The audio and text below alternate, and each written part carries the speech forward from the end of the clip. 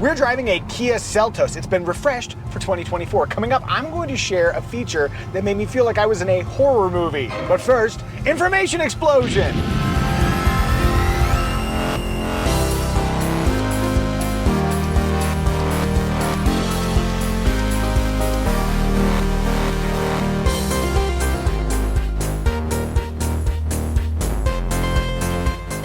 The Kia Seltos is a value-priced subcompact SUV. Let's begin with interior.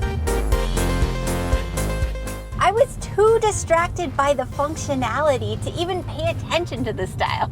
And dude, there is all my favorite kinds of functionality. There's the SAS pocket, drink holder that can go here and not block the HVAC controls and also go in the door. There are 2 levels here that you can store a phone. One of them is a wireless charger. When I first got into the Seltos, I was running late and I had to immediately drive away without really looking at how anything works. And it was fine. I intuitively knew how to find everything in here. One style element I do really dig is these speaker grates. Kind of a fractal thing happening there with the optional Bose audio system. Elsewhere, it is an inexpensive vehicle, and in certain spots you have hard plastic, but you also have some soft bits to kind of spice things up. One thing I noted is when driving toward the sun, I've noticed pretty intense reflections off of the windshield. And if you touch the switchgear like these window switches, it kind of feels a little plasticky, but again, you really have to think about what the category is, and for all that, it's pretty appropriate. How's your seat comfort? It is perfectly comfortable, even though it is not very adjustable. I don't have the same controls that you have. I've got adjustable lumbar support. Smug. The lumbar support here is so ample, I actually had to back it off a bit. Yeah, up front, I found the seats comfortable. I feel like I've got a pretty good driver position, plenty of adjustability with steering wheel position. Moving to the second row, the Seltos does not feel like a subcompact. I've got great head, knee, and foot clearance for the category, again, when I'm seated behind my ideal front seating position. I also love the fact that they have made accommodations for 2-position rear seat recline. I'm also impressed that I have adequate head clearance in the middle position if I found myself there. Oh, and rear vents are standard because sometimes the people in back are people you love.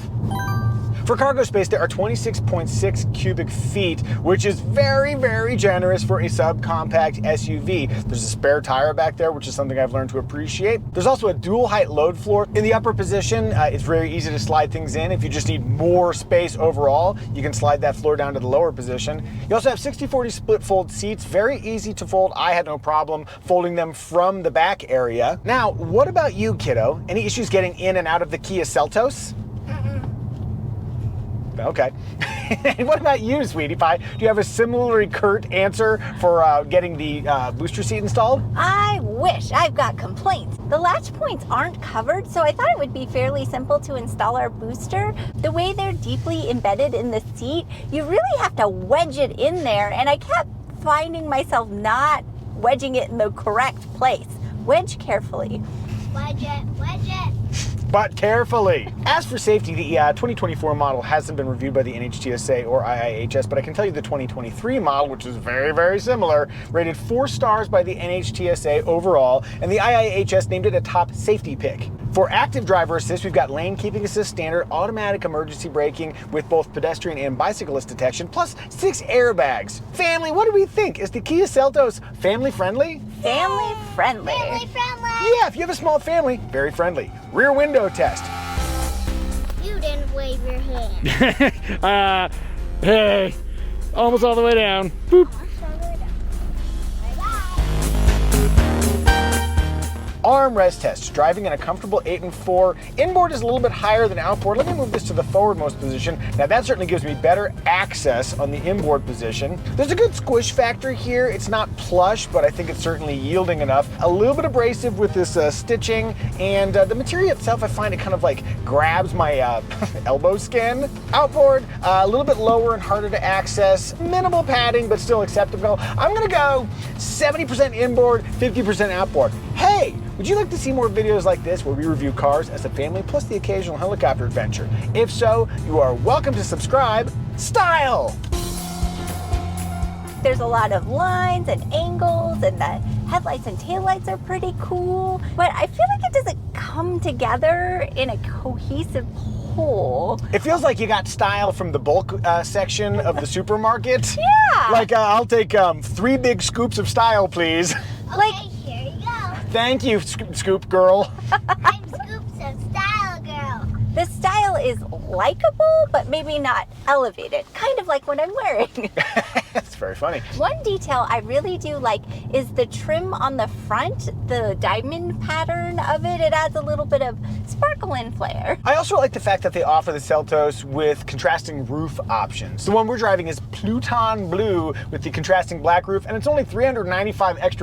Like, okay, well, I'll do that. We should also mention that for 2024, they have updated the front and rear fascias. Here's what the old one looked like. Here's what the new one looks like. What do you think of the style of the Kia Seltos? Do you like it? Do you dislike it? Tell us in the comments. Onward to In Motion. Let me quickly interject that the sponsor for today's video is Flying Eyes Sunglasses. It's made of a material that is patented called Resilimide. No other sunglass manufacturer makes sunglasses like this. And I can tell you about all the great things. I'm just gonna focus on one thing, lightweight. They don't weigh much at all. And that's great when you wear them all day long. Let's say you're a working pilot or you're an editor who has glasses on their eyes all the time because they can't see. That lack of weight makes them the most comfortable pair of eyewear you're ever going to experience. If you're curious why we wear them in the helicopter and in our daily lives, click the link in the description below. And if you're ready for aviation grade eyewear, use the promo code Micah to save 10% on Flying Eyes. Wow! Wow! Driving the Seltos, I felt a range of potentially conflicting behaviors.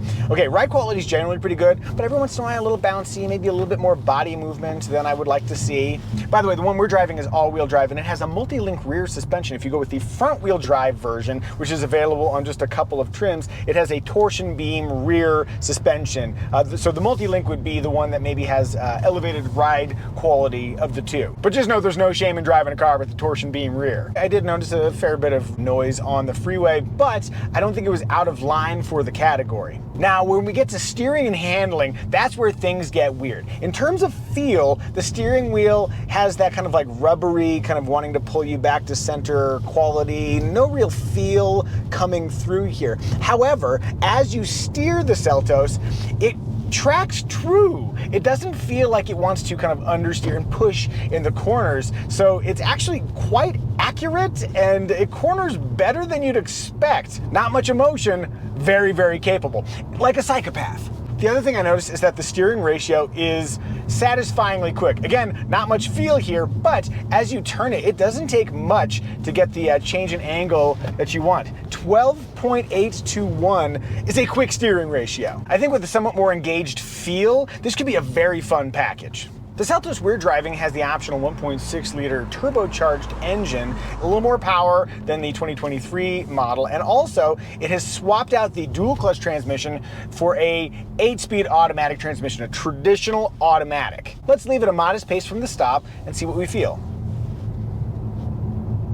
What I'm noticing is that the gear changes aren't completely transparent, but they're not abrupt, they're not jerky, and that felt like reasonable pull. If you drive this thing, you'll be like, yeah, it goes, it's great. Floored.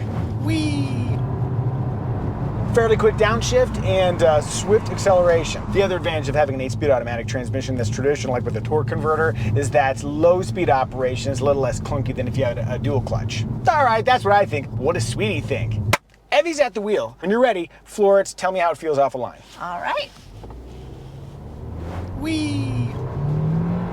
There was an initial delay, but the overall power felt good. Yeah, I felt it too. Like right off the line, it's a little like, okay, let's kind of get it going, and then it comes to life. As we steer around these corners, do you find that it gives you the sense of like agility you need? It does. I really like steering this around the mountain. How's visibility? Over my right shoulder, that window is pretty high, so I do question if there was a really small vehicle. Miata. Yes, a Miata back there, if I would see it. Blind spot warning is available, but not standard. Sometimes vehicles can feel small and that makes them feel vulnerable, or big and that makes them feel cumbersome. Where is this in that spectrum? I really prefer a smaller vehicle, so I find this just right size. Like there was room for everyone and everything I wanted to bring, but I didn't feel intimidated by it. I really like driving this actually. That sounds pretty positive. I'm getting back in the driver's seat.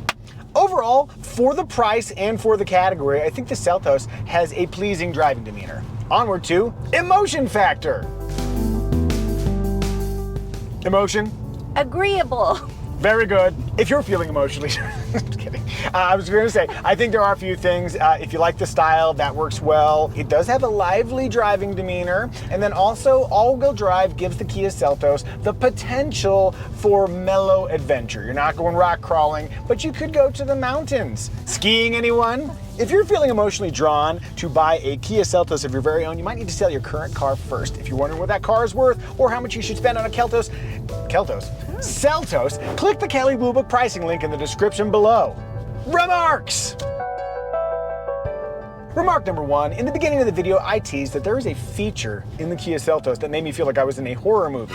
It's a little something called Sound Mood Lamp. It comes with the Bose audio system, and I didn't know it was a feature, but I got into the vehicle. The lighting in here was doing kind of a standard thing you do if you were about to be murdered in a movie, which is kind of flickering on and off. It reacts to what you're listening to. I don't want to be murdered in the Kia Seltos, or really anywhere. Pro tip, if your Kia Seltos' speakers are like lighting at you in a very murderous way, turn off the Sound Mood Lamp, won't you? Oh, last thing about the mood lamp option, there's a version called Romance. Maybe we can try that out later, hey? Why are we talking about that? That's a great question. Quickly moving on from Romance, let's talk about infotainment. The standard screen is 8 inches, and that only comes on the absolute base trim. Every other trim gets this 10.25-inch display. All Seltoses include Apple CarPlay and Android Auto as standard. I find it easy to use. I'm still really dazzled by the Kia infotainment look.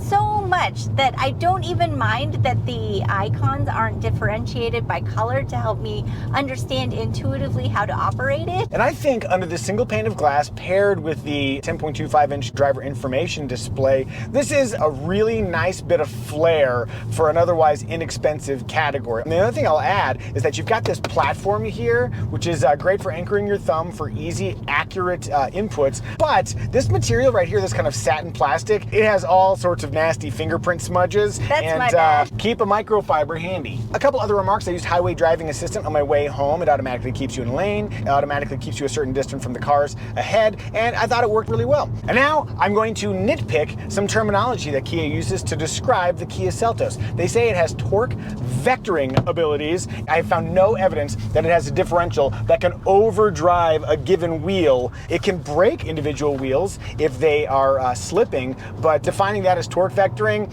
they're playing fast and loose with the terminology. They also say they've got a locking center differential, and it doesn't do that. They're just apportioning torque evenly front and rear. I am a little put off by using standard terminology in ways that are not standard. Nitpick over. And now it's time for everybody's favorite segment, the Muzio Family Smell Test. Our daughter doesn't like new car smell, and we know some people agree with her. Kiddo, how do you like the smell of the Kia Seltos? Good, bad, or just okay? It's a bad smell in here according to the child. I don't mind it, but she does. And that was the Muzio Family Smell Test. All right, let's talk engine choices. The base engine is a 2-liter naturally aspirated engine. It's paired with what they call an IVT, but it's really a continuously variable transmission. Interestingly, the base trim comes with all-wheel drive. Meanwhile, with the S and EX, all-wheel drive is optional. Move up to the X-Line or SX trims, and you get a 1.6-liter turbocharged engine paired with an 8-speed automatic transmission. It only comes with all-wheel drive, and it's much quicker from 0 to 60. With either engine, 91 octane is required. Sweetie, Yeah. can I give you a trim recommendation? Well, sure. Our trim recommendation is which trim will give you the essential features you'd regret not getting, but at the lowest possible price. For our trim recommendation, we're going to say get the S trim. That's one level up from the base trim, specifically because it adds Smart Key access, a feature I will not live without. If you're willing to lose the base LX's all-wheel drive, then stepping up to the S only adds $600 to the price tag. Beyond Smart Key access, that S adds the 10.25-inch dual screen setup, setup, a leather-wrapped steering wheel and shifter, this sliding front armrest, a rear center armrest, and automatic climate control, plus a ton of other upgrades. If you do need all-wheel drive with your S trim, that $1,500 also adds heated front seats. At $26,490, the all-wheel drive S is the Seltos we'd buy. Running through the 2024 updates for the Kia Seltos, the styling has been overhauled, infotainment has been upgraded, and there's a new X-Line trim that adds zero capability but looks kinda rugged. As for competitors, we got names like the Subaru Crosstrek, Mazda CX-30, and Honda HR-V. And if you're curious what we thought about the Honda HR-V, you can click right up here. Did we miss any remarks? If so, tell us in the comment section. Synopsis! In thinking about the essence of the Kia Seltos, it is roomy, it is stylish, it is cheap. To me, it is the Evie buy one, get one free dress of subcompact SUVs. Sweetie, how much did you spend on that dress? $23. That's amazing! Yet, kind of flowy and very stylish, very cool. Family, I think we've done a good job reviewing the Kia Seltos. May I have a 5 and a 5, and you! Come get your high five. Bam!